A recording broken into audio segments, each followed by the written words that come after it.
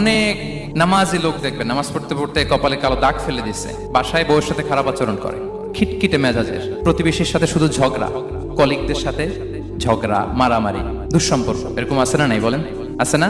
কিন্তু নামাজি, অনেক বড় হাজি, একদিনও কোরআন তেলাওয়াত মিস হয় না।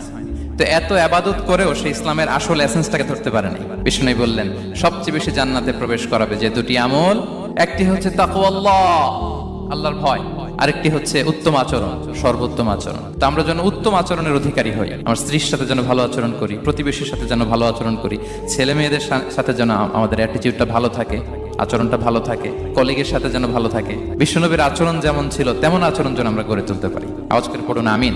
সুনানে আবু দাউদের এক বর্ণনা বিষ্ণু ইসলাম বলেন, খুব চমৎকার একটি হাদিস, মনোযোগ দিয়ে শুনুন। তিনি বলেন, আনা যাইনুন বিবাইতিন ফি রাবাদিল জান্নাতি লিমান তারাকাল মিরাআ ওয়া ইন কানা মুহিক্কান। আমি ওই ব্যক্তিকে জান্নাতের আঙ্গিনায় একটা ঘরের গ্যারান্টি দেই যে ব্যক্তি তর্ক করা